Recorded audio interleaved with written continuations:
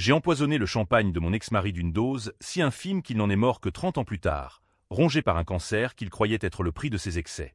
Ma fille, Élise, m'a traité de misérable au pied de l'autel, criant à la face de tous que j'étais une mère indigne, une ombre inutile dans sa vie parfaite, sans savoir que j'avais payé de ma chair et de mon sang pour effacer ses propres péchés.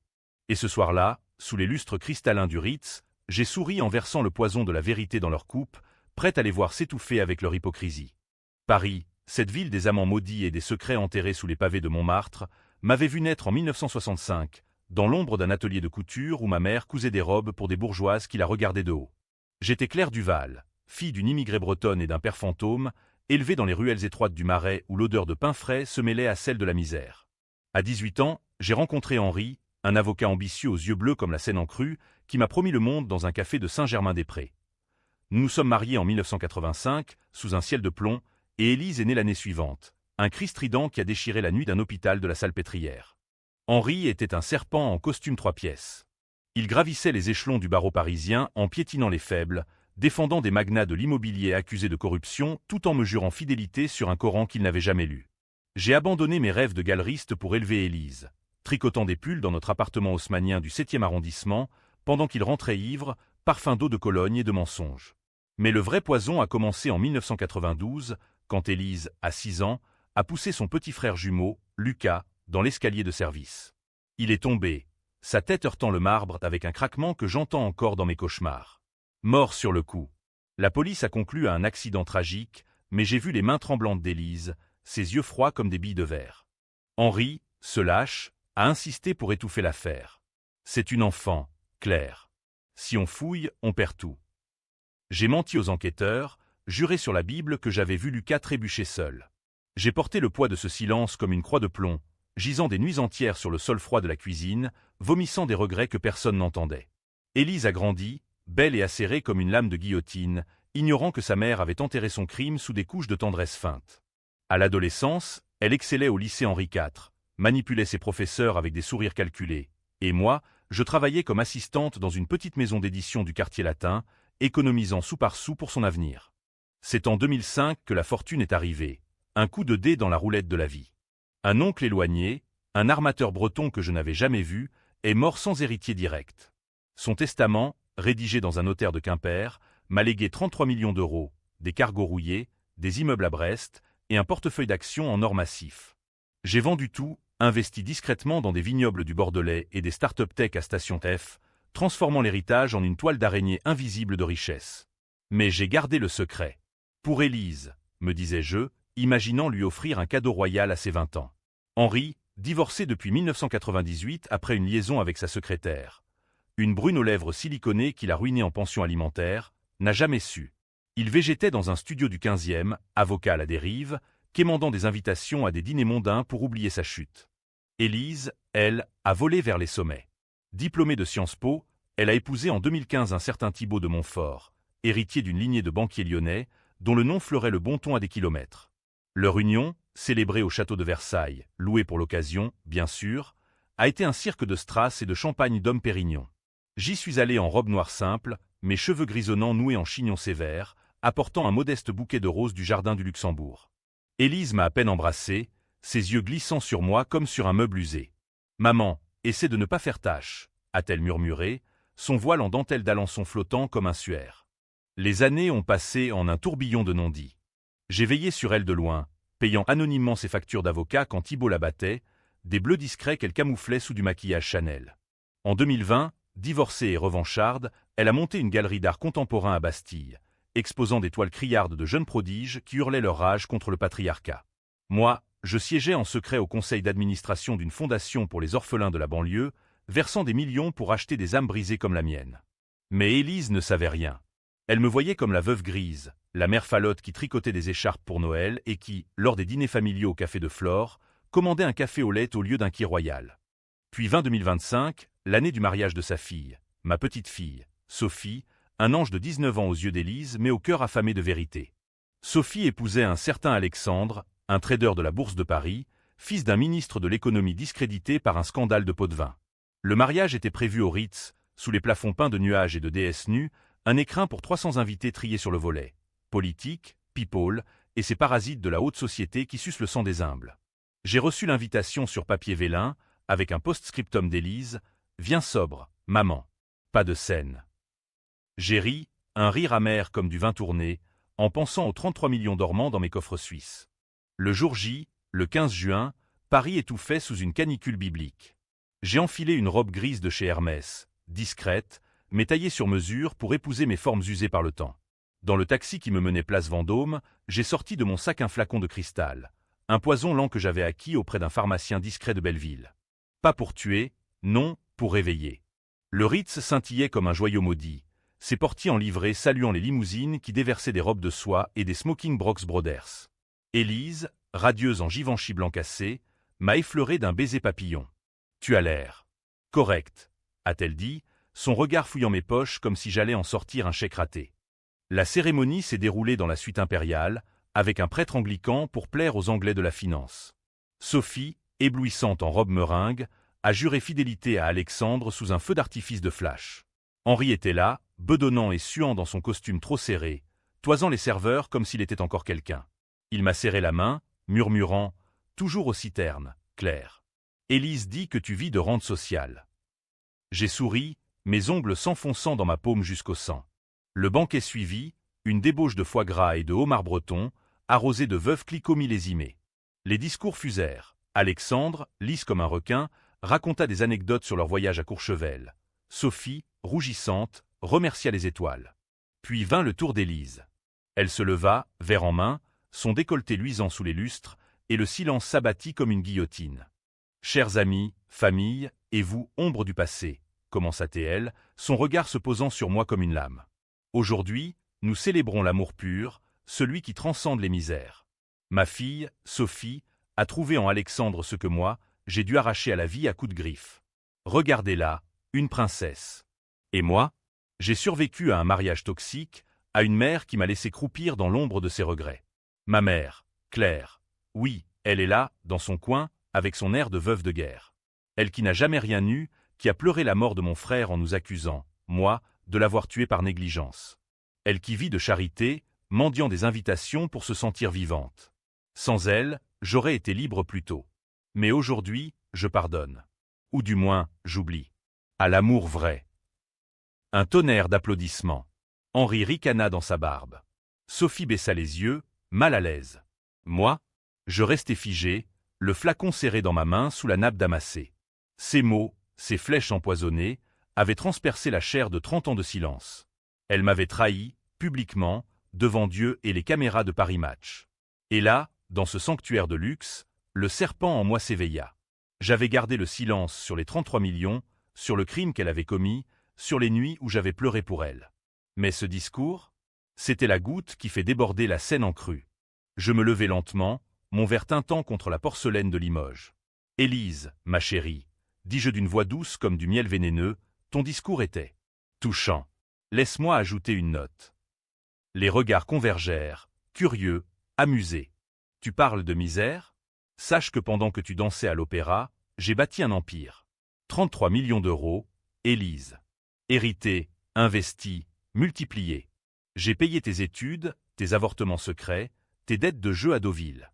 Et Lucas, ce n'était pas un accident. Tu l'as poussé, ma fille.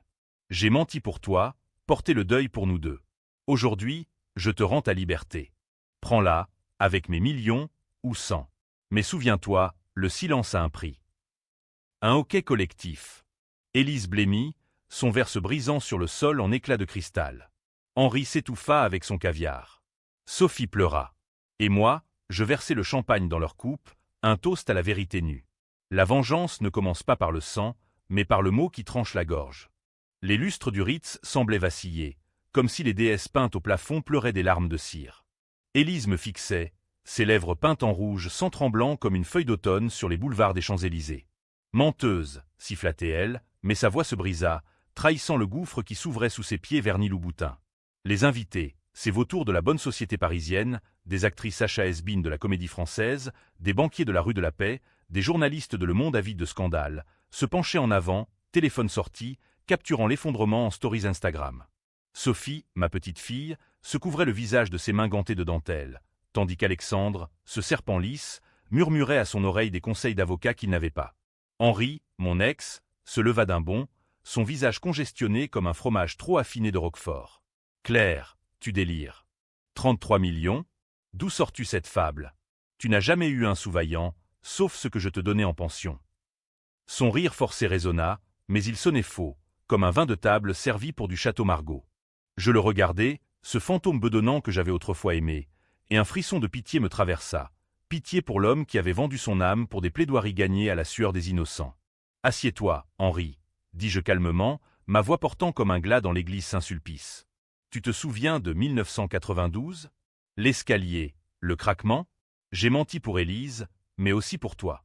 Tu étais en train de négocier ce deal avec le promoteur de la défense, celui qui a fini en tôle pour blanchiment. Si la police avait fouillé plus profond, ton nom aurait été sali. J'ai pris le blâme, le silence, les nuits blanches. Et mes millions? Ils viennent de Bretagne, d'un oncle que tu méprisais parce qu'il puait le poisson. J'ai investi seul, pendant que tu te ruinais avec tes maîtresses et tes whisky hors de prix au Harry's Bar. » Élise bondit, renversant sa chaise avec un fracas qui fit taire les murmures. « Espèce de sorcière. Tu inventes ça pour me détruire, comme tu as détruit papa. » Lucas. C'était un accident. Il courait, il a glissé. Tu étais là, tu l'as vu. Ses yeux verts hérités de moi, brillaient de larmes, vraies ou théâtrales. Elle était actrice dans l'âme, ma fille, capable de passer d'innocente à furie en un battement de cils, comme ces héroïnes de Racine qu'elle avait jouées au théâtre de l'Odéon. Je m'approchai d'elle, franchissant la table fleurie de lys et d'orchidées, mes talons claquant sur le parquet ciré comme des coups de feu à la Bastille. Un accident? Dis-le à ton reflet, Élise. J'ai vu tes mains sur son dos, ce petit coup sec, calculé. Tu étais jalouse, déjà à 6 ans, de cet amour que je lui portais plus librement. J'ai effacé les traces, payé le médecin pour qu'il signe l'autopsie sans question. Et depuis, j'ai payé pour toi, l'appartement à Passy, la galerie à Bastille, les voyages à Saint-Tropez pour oublier Thibaut. 33 millions, Élise. Pas un sou pour moi, tout pour ta liberté, point. Un silence de tombe. Puis, une vieille comtesse, tante d'Alexandre, s'exclama « C'est du chantage. Appelez la police. » Mais personne ne bougea. Paris adore les drames domestiques, tant qu'ils sont servis avec du caviar. Sophie se leva, sa robe froissée comme un voile de deuil. « Grand-mère. C'est vrai, maman a tué oncle Lucas. » Sa voix, un filet de voix brisée, me transperça plus que les mots d'Élise. « Oui, ma chérie, » répondis-je, posant une main sur son épaule frêle. « Et j'ai protégé ton bourreau. Mais aujourd'hui, la vérité est ton héritage. Prends-la, et pars si tu veux. » Le chaos éclata. Élise hurla, griffant l'air comme une chatte de gouttière sous la pluie de Belleville. Henri tenta de m'attraper le bras, mais je me dégageai, renversant une coupe de champagne sur sa chemise amidonnée. « Tu vas payer, Claire. Pour ça, pour tout. » menaça-t-il, mais sa voix tremblait, trahissant le vide de ses menaces. Alexandre, sentant le vent tourner, glissa à Sophie. « On annule? Ce cirque va ruiner ma carrière. » Elle le gifla, un claquement sec qui fit sourire les serveurs impassibles. La direction du Ritz intervint discrètement, un maître d'hôtel en queue de pie nous escortant vers une suite privée pour régler les détails. Là, dans un salon aux murs lambrissés de chêne, loin des flashs, la famille se déchira comme un vieux parchemin de la Bibliothèque nationale. Élise, affalée sur un fauteuil Louis XV, sanglotait. « Pourquoi maintenant? Au pire jour de ma vie? Tu es Sophie à ce point. » Je m'assis en face, croisant les jambes avec la grâce d'une duchesse de Proust. « Non, Élise. Je t'aime. C'est pour ça que j'ai attendu. Ton discours. Il m'a tué avant que je ne meure. Tu m'as effacé, publiquement, pour briller. Mais la lumière révèle les ombres. » Henri, arpentant la pièce comme un lion en cage, sortit son téléphone. « J'appelle mon avocat. Fausse accusation de meurtre, diffamation, extorsion. Tu finiras en tôle, Claire, comme les putes que tu défends dans tes associations de merde. » J'éclatai de rire, un rire qui résonna contre les miroirs dorés. « Ton avocat? Celui qui t'a fait payer 200 000 € pour un divorce qu'il a perdu? Non, Henri. J'ai les miens. Des requins de chez Gilles Loirette, qui gèrent mes 33 millions. Et pour Lucas, j'ai les rapports médicaux, scellés dans un coffre à Genève. Ouvre la boîte de Pandore si tu oses. » La nuit tomba sur Paris, les lumières de la tour Eiffel scintillant au loin comme un phare pour les damnés. Sophie, blottie contre moi, murmura « Je ne savais pas, grand-mère. » Maman. Elle m'a toujours dit que tu étais folle, que tu inventais des histoires pour attirer l'attention. Élise se redressa, son maquillage coulant en traînées noires. C'est vrai. Elle est folle. Elle m'a forcé à mentir, à porter ce secret comme une chaîne. Et ces millions, elle les garde pour elle, égoïste jusqu'au bout. Le twist de la soirée vint d'un appel anonyme. Le mien, bien sûr, passait plutôt à un journaliste de Libération. À minuit, alors que nous regagnions nos voitures sous une averse d'été, les sirènes hurlèrent. Pas la police, non, les paparazzis, déferlant comme une marée de la place Vendôme. Madame Duval. Les 33 millions, c'est vrai? Élise a tué son frère. Les flashs crépitèrent, immortalisant le visage ravagé d'Élise, la fureur d'Henri, la terreur de Sophie. De retour dans mon appartement du Marais, un hôtel particulier restauré, caché derrière une façade de boutique de fromage, je sirotais un cognac Hennessy en regardant les unes défiler sur mon iPad. Scandale au Ritz, la mère milliardaire accuse sa fille de meurtre. Élise m'envoya un texto rageur. « Tu es morte pour moi. Ne t'approche plus de Sophie. » Je répondis par un virement, 5 millions sur son compte, avec un mot, « pour ta liberté. Utilise-les bien. » Mais la vengeance n'était pas finie. Le lendemain, au petit déjeuner chez Angelina, rue de Rivoli, Sophie apparut, valise en main. « Je pars, grand-mère. Avec ou sans Alexandre. Raconte-moi tout. Sur maman, sur Lucas, sur toi. » Je l'emmenai au Louvre, sous la Vénus de Milo, et je déversai l'histoire. Les nuits de deuil, les mensonges aux flics, l'héritage breton transformé en empire discret. Jegan Titay Cho M Con, dis-je en vietnamien, une langue que j'avais apprise lors d'un voyage à Hanoï pour exorciser mes démons. Sophie pleura, mais dans ses yeux, je vis une flamme, pas de haine, mais de compréhension. Henri, lui, frappa à ma porte le soir même, puant le désespoir et le pastis. Claire, aie pitié. Élise veut me traîner en justice pour négligence parentale. Et ces millions. Prête-m'en un peu. Pour l'amour du bon vieux temps. Je le laissai entrer, lui offris un verre de Bordeaux de mes vignes. L'amour? Tu l'as vendu pour une secrétaire. Mais pour Lucas. Je te pardonne. Prends 2 millions. Et disparaît. Élise, en revanche, contre-attaqua. Sa galerie lança une expo choc. Mère maudite. Des toiles sombres inspirées de notre drame, où une silhouette grise, moi, poignardait une enfant blonde. Les critiques de Télérama adorèrent. Génial, provoquant, un uppercut féministe. Mais sous les louanges, elle ourdissait. Un mois plus tard, elle m'invita à un « dîner de réconciliation » au Fouquet's, Champs-Élysées. Pour Sophie, plaida-t-elle au téléphone, sa voix mielleuse comme un macaron la durée. J'y allais, flacon en poche, pas de poison, cette fois, mais un dossier. Photo jaunie de l'escalier, témoignage payé d'un voisin qui avait vu Élise pousser. Au restaurant, sous les palmiers en plastique et les rires des touristes, elle sourit. « Maman, pardonne-moi. J'ai menti par peur. Partageons tout. » Henri était là, Sophie aussi, un quatuor familial bancal. Mais quand je sortis le dossier, Élise pâlit. « Salope !» murmura-t-elle. Puis, le twist, elle avoua, d'une voix brisée. « Oui, j'ai poussé Lucas. Il me volait ton amour. Et toi, tu m'as haï pour ça. » Le dîner tourna au vinaigre. Sophie hurla. Henri vomit dans les toilettes en marbre. Et moi? Je versai les larmes que j'avais retenues 30 ans. La vengeance, ce plat froid servi à Paris, avait un goût de cendre. L'automne 2025 enveloppa Paris d'un manteau de feuilles mortes, comme si la ville elle-même pleurait nos péchés familiaux.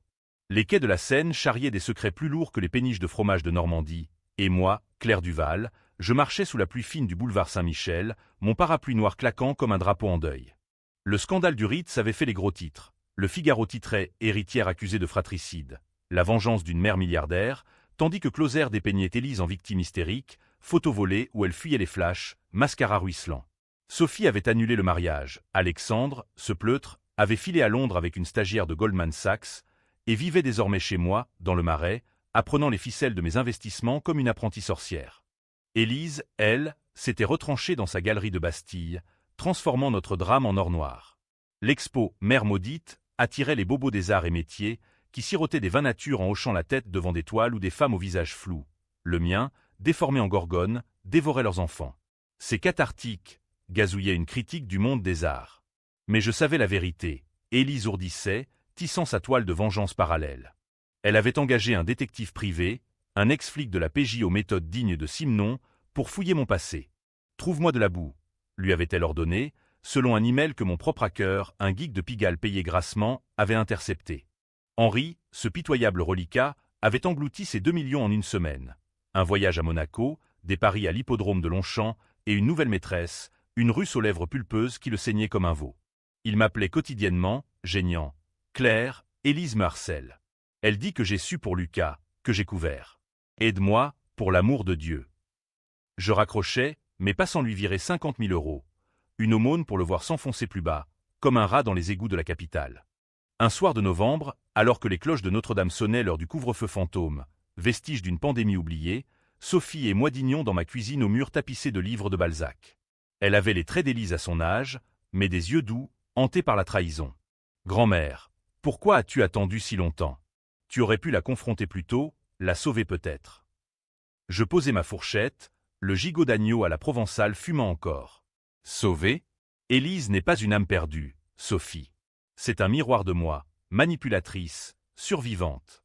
J'égane Titaï Choco Y parce que je l'aimais plus que la justice. Mais son discours au Ritz, c'était le scalpel qui a ouvert la plaie. Cette nuit-là, le détective d'Élise frappa à ma porte. Un colosse au nez cassé, sentant le tabac froid et le regret. « Madame Duval, un mot. » Il entra, s'asseyant lourdement sur mon canapé Voltaire. Votre fille veut des réponses. Sur l'héritage. D'où viennent vraiment ces 33 millions? L'oncle breton, c'est une couverture. Je souris, versant du calvados dans un verre ballon. Et si c'était plus sombre? Imaginez, pas un héritage, mais un vol. En 2005, j'ai détourné des fonds d'une fondation pour orphelins. Ironique, non? Pour venger un enfant comme Lucas. Mais non, c'est plus simple. L'oncle existait, mort d'un cancer foudroyant. Élise sait mentir. Moi, je sais taire. Il partit bredouille, mais le lendemain, Élise surgit, furieuse, dans mon bureau improvisé, une chambre d'hôtel reconvertie en salle de conseil, avec vue sur les toits de zinc. Tu mens encore. Le détective dit que l'oncle n'a jamais existé. Que tes millions viennent d'un compte offshore à Panama, lié à des trafics d'art volés pendant la guerre. Son accusation me frappa comme un vent de Mistral. Était-ce possible? Non, mais elle avait cru, ou feint de croire, pour me piéger. Élise, arrête ce jeu. Tu veux mes millions? Prends-les. Mais avoue, Lucas, Thibault, tes mensonges à Sophie. Libère-toi. Elle éclata en sanglots, s'effondrant à mes pieds comme une Marie-Madeleine de Caravage. Maman, j'ai peur. Le public me hante, les articles me traitent de monstre. Et si je confesse? La prison, le déshonneur. Je la relevai, la serrant contre moi pour la première fois depuis des lustres. Son parfum, Chanel numéro 5, me ramena à ses communions, à ses dimanches sous la pluie à Versailles. La prison? J'ai des avocats qui font sauter des peines pour moins que ça. Mais la vérité, Élise. Elle libère ou elle tue. Le twist vint d'Henri, ce traître aux multiples visages. Il avait vendu des infos à la presse, des faux témoignages affirmant que j'avais abusé d'Élise enfant pour expliquer son crime. Un torchon people titra « La mère abusive, le secret derrière le meurtre ». Mon téléphone sonna des avocats furieux. Sophie vomit de rage. Élise, apprenant la trahison de son père, appela. « C'est lui? Ce porc? Je vais le ruiner. » Nous nous allions, pour une fois, contre l'ennemi commun. La contre-attaque fut un gala caritatif que j'organisai à l'Opéra Garnier pour ma Fondation des orphelins. 500 invités, dont des ministres et des stars de Cannes. Élise y parut, radieuse en noir Dior, et lors de son discours, oh, ironie. Elle inversa les rôles. Ma mère, Claire, a porté nos fardeaux. J'ai péché, jeune et jalouse. Mais son silence était amour. Et Henri, un lâche qui vend sa famille pour un titre. Les applaudissements tonnèrent. Henri, présent, blêmit et s'éclipsa par une sortie de service. Mais sous les bravos, Élise murmura à mon oreille. « C'est pas fini, maman. J'ai ton dossier sur Lucas. Je peux encore le détruire. » Sa lueur, cette flamme malsaine, me glaça. La vengeance était un tango à deux, sur les parquets glissants de Paris. Sophie, entre nous, devint le pivot. Elle découvrit, en fouillant les papiers de la galerie, qu'Élise avait détourné des fonds pour payer le détective. 100 000 € volés à des artistes émergents. Maman est comme toi, grand-mère, voleuse de secrets. Le cercle se resserrait, les masques tombaient comme des feuilles au jardin des Tuileries. Noël approcha, avec ses lumières factices sur les Champs-Élysées. Nous dînâmes chez Ladurée, sous des guirlandes de macarons. Élise proposa une trêve, partageons les millions. Une fondation commune, pour Lucas. Je hochai la tête, mais en mon fort intérieur, le poison bouillonnait. La haute trahau, ce serait au Nouvel An, lors d'une soirée privée au Moulin Rouge. Là, devant les cancans et les confettis, la vérité exploserait, ou nous tous. Henri, sentant le vent, tenta une dernière volte-face. Il m'envoya une lettre. Claire, Élise complote avec un amant, un procureur. Ils veulent te coincer pour fraude fiscale sur tes millions. Sauve-moi, et je témoigne contre elle. Le serpent changeait de peau, encore. Je brûlai la lettre dans ma cheminée, les flammes dansant comme des diables de Bosch. La famille Duval était un théâtre de l'absurde, où chaque acteur portait le masque de l'autre. Et moi, au centre, je tenais les ficelles, où était celle qui m'étranglait. Le Nouvel An 2026 s'annonçait comme un carnaval macabre, avec Paris enguirlandé de lumière qui masquait mal les fissures de ses âmes. Le Moulin Rouge, ce bastion de péché joyeux niché au pied de Montmartre, avait été privatisé pour notre réconciliation. Un piège tendu par Élise, ou peut-être par moi, qui sait. J'avais loué la salle entière, plumes roses, lustre en cristal taillé, et un orchestre jouant des valses de Strauss entrecoupées de rap français pour plaire aux jeunes loups de la finance. 200 invités triés, pas de presse, mais des alliés, mes avocats de Gide, des notaires de la rue de Courcelles, et une poignée d'artistes de la galerie d'Élise, ces âmes bohèmes qui sentaient le scandale comme un parfum capiteux. Sophie, ma bouée dans cette tempête, avait insisté pour venir en jean et pull, rebelle comme une étudiante de la Sorbonne en mai 1968. Pas de masque ce soir, grand-mère. On finit ça. Élise arriva en retard, escortée d'un homme que je ne connaissais pas. Grand, chauve, costume sur mesure, regard d'aigle, le procureur, sans doute, celui dont Henri avait parlé. Maman, voici Laurent. Un ami. Son sourire était une lame de rasoir, aiguisée par des mois de rancune. Henri était absent, un texto laconique, parti à Nice. Trop dangereux. Le lâche avait fui, empochant un dernier virement de 100 000 € que j'avais envoyé pour le faire taire. Le spectacle commença, danseuse en corset rouge cabriolant sur la goualante du pauvre Jean, tandis que les coupes de Bollinger circulaient. Puis, le moment, les discours. Sophie d'abord, émouvante, parlant d'amour filial brisé mais renaissant. Ma mère et ma grand-mère, deux faces d'une même pièce, forgées dans le feu de la trahison. Élise se leva ensuite, verre en main, sa robe rouge sans épousant ses courbes comme une seconde peau. Ce soir, nous célébrons la vérité. Ma mère, Claire, m'a accusé de meurtre. J'ai nié, pleuré, haï. Mais écoutez, oui, j'ai poussé Lucas. Pas par haine, mais par peur, peur de perdre l'attention unique de maman. Elle a couvert, menti, et pour ça, je l'aime autant que je la hais. Un murmure parcourut la salle. Laurent, le procureur, hocha la tête, approbateur. Puis, mon tour. Je montai sur scène, le micro froid contre ma peau moite. Élise a raison. J'ai porté le crime pour elle, comme j'ai porté ses dettes, ses amours foireux. Mais ce soir, la pleine lumière. Je fis signe à un serveur, qui projeta sur l'écran géant des documents scannés, virements bancaires, rapports médicaux, et, le clou, un enregistrement audio. La voix d'Élise, datant de 2018, confessant à une amie lors d'une soirée arrosée à l'Alcazar. Lucas, je l'ai balancé dans les escaliers. Maman a tout arrangé. Elle me doit tout. La salle explosa. Élise hurla. Faux. Montage. Mais Laurent blêmit, son masque tombant. Élise, tu m'avais dit que c'était une invention de ta mère. Elle se tourna vers lui, griffe sortie. Et toi, tu m'as promis l'immunité pour mes petits arrangements à la galerie. Le procureur, piégé, tenta de s'éclipser, mais mes avocats l'interceptèrent. Monsieur, nous avons des preuves de concussion. Vos dons à la fondation d'Élise. Le chaos fut délicieux. Élise se rua sur moi, ses ongles labourant mon bras. Salope, tu m'as piégé avec ça. Sophie s'interposa, pleurant. Arrêtez. Vous vous entretuez pour rien. Les invités filmaient. Bien sûr, Paris ne résiste pas à un bon drame. Et là, le haut de la trahau. Henri surgit par la porte de service, saucissonné de dettes mais armé d'un scoop. Attendez. J'ai mieux. Il brandit un USB. Claire n'est pas innocente. En 1992, ce n'est pas Élise qui a poussé Lucas. C'était moi. J'étais saoul, rentrant d'une soirée. J'ai crié sur l'enfant, il a fui, trébuché. Claire a vu, et pour me protéger, son amour maladif, elle a accusé Élise pour détourner les soupçons. Un silence de mort. Élise s'effondra, riant hystériquement. Papa? Toi? Et moi qui ai porté ça 30 ans? Moi? Le monde vacilla. Était-ce vrai? Les souvenirs affluaient. Oui, Henri rentrait tard, titubant. J'avais vu Élise près de l'escalier, mais... Et si c'était une ombre projetée? J'avais projeté le blâme sur elle, par jalousie refoulée, pour la lier à moi dans le crime. La vengeance se retournait contre moi.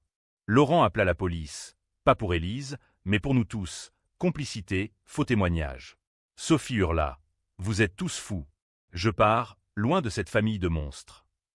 Elle s'enfuit dans la nuit parisienne, plume rose collant à ses semelles. Élise, brisée, me fixa. Maman, si c'est vrai, on est quitte. Mais tes millions? Ils paieront nos avocats. Henri, pathétique, pleura. Pardon, Claire. J'ai menti pour survivre. La police arriva, menottes cliquetant comme des couverts de chez Fauchon. Emmené au commissariat du 18e, je pensais à la scène, noire et profonde, avalant ses secrets. Mais au poste, le twist final, mon notaire avait anticipé. Les 33 millions, transférés à une fondation anonyme pour orphelins, irrévocable. Vous êtes ruinée, madame, me dit-il au téléphone. Mais libre. Élise, dans la cellule voisine, rit. On recommence à zéro, maman. La nuit fut longue, interrogatoire sous les néons crus. Au matin, libérés sous caution, payés par des amis discrets, nous sortîmes dans l'aube grise. Sophie nous attendait, café en main. Je ne vous pardonne pas. Mais on essaie. Ensemble. Le printemps 2026 fleurit tard à Paris, comme si la ville hésitait à pardonner nos hivers de rancœur. Les cerisiers du Champ de Mars osaient à peine leurs pétales roses, et moi, Claire Duval, ex-milliardaire, ex-mensonge, je marchais le long de la rue de Birague, mon appartement du Marais vendu pour payer les avocats, un modeste studio sous les toits me servant de refuge. Les 33 millions avaient fondu comme neige au soleil de juillet. Fondation, amende et une pension généreuse pour Henri, ce fantôme qui s'était évanoui à Nice, murmurant des promesses de retour qu'il ne tiendrait jamais. Élise, rayée du barreau des galeries par un scandale qui sentait le soufre, squattait un atelier à Belleville, peignant des toiles rageuses vendues au marché aux puces de Saint-Ouen. Sophie, ma sauveuse involontaire, avait repris ses études à la FEMI, rêvant de films qui disséqueraient les familles comme des cadavres sur la table de la salpêtrière. Elle nous tolérait, Élise et moi, lors de dîners sporadiques au bistrot Les Deux Magots, où nous mâchions des croque-monsieur en évitant les regards des habitués, ces intellectuels qui nous jaugeaient comme des personnages de Gide. Vous avez divisé Paris en deux camps, dit-elle un soir, sous la pluie fine. Les uns vous haïssent pour le mensonge, les autres admirent la loyauté tordue. Moi, je suis fatigué. Le procès fut un cirque à la française. Audience au palais de justice, sous les fresques de David, où juge en toge rouge nous disséquait comme des huîtres de Cancale. Henri témoigna par visioconférence depuis un casino de la Côte d'Azur, sa voix chevrotante avouant le push fatal à Lucas. Un geste d'ivrogne, pas de malveillance. J'ai fui la culpabilité en accusant Élise, via Claire. Le procureur Laurent, disgracié et viré pour concussion, cracha son venin. Cette famille est un nid de vipères. Claire a couvert, Élise a menti, Henri a initié. Mais les preuves? Floues, usées par le temps comme un monnaie fanée au musée d'Orsay. Élise, en tailleur pantalon noir, se leva pour sa défense. J'ai cru pendant 30 ans que c'était moi. Ma mère m'a laissé mariner dans ce poison, par possessivité. Ces millions, un leurre pour nous contrôler. Ces mots me transpercèrent, mais je vis la faille. La peur, cette même peur qui l'avait poussé enfant vers l'escalier. Moi, en chignon gris et robe grise, je parlais la dernière. J'égane titaille chaud TTC. Pour Henri, par amour. Pour Élise, par maternité. Pour Lucas, par regret. Les millions étaient un bouclier, pas une arme. Aujourd'hui, ruiné, je suis libre. Pardonnez-nous, ou jugez-nous. Paris a vu pire. Le verdict? Acquittement pour manque de preuves irréfutables, la France protège ses secrets comme ses vins d'appellation. Mais l'opinion publique se scinda. Forum de Reddit en français hurlait « Justice pour Lucas », tandis que des podcasts féministes saluaient « La mère sacrifiée ». Élise et moi devînmes des icônes controversées, interviewées par France Inter dans des débats enflammés, vengeance ou rédemption. Le twist final frappa comme un éclair sur la tour Eiffel. Un mois après le procès, Sophie nous convoqua au Père Latuille, un guinguette caché dans le bois de Boulogne. J'ai fouillé les archives familiales, dit-elle, posant une boîte en carton jauni. Dedans, une lettre de l'oncle breton, non pas un héritage innocent, mais un aveu. Claire, ma nièce, ces millions viennent de pillages pendant l'occupation. J'ai volé des œuvres d'art aux Juifs déportés, revendus à des collectionneurs nazis. Utilise-les pour racheter l'âme de notre lignée. Mon estomac se noie. Les 33 millions, fondement de ma vengeance, étaient souillés, fruits du sang de l'histoire. Élise rit, amère. Donc on est tous maudits? Parfait. Sophie, larmes aux yeux, mais on peut réparer. La fondation existe encore. Dédions-la aux victimes de la Shoah, aux orphelins de tous les escaliers. Je hochai la tête, le poids s'allégeant. Oui. Et Henri? Laissez-le pourrir à Nice. L'été revint, chaud et impitoyable. Nous, Élise, Sophie, moi, partîmes en Bretagne, sur les falaises de Ploumanacache, là où l'oncle avait amarré ses navires maudits. Pas de yacht, juste une Peugeot cabossée et des sandwichs au jambon. Élise peignit la mer enragée. Sophie filma des vagues comme des regrets. Moi, j'écrivis cette histoire, mot par mot, pour exorciser. La fin, pas heureuse, pas tragique, ambiguë, comme un Sartre inachevé. Élise et moi nous réconciliâmes dans le silence des marées, mais la haine couvait, prête à ressurgir. Sophie partit à New York, poursuivre ses rêves. Henri, mort d'une crise cardiaque en juillet, seul dans sa suite d'hôtel, un verre de pastis à la main. Karma, murmura Élise à l'enterrement, un caveau anonyme au Père-Lachaise. Et moi, je vis modestement, consultant pour des fondations, marchant les nuits le long de la Seine, jetant des cailloux dans l'eau noire. La vengeance m'a libéré, mais à quel prix?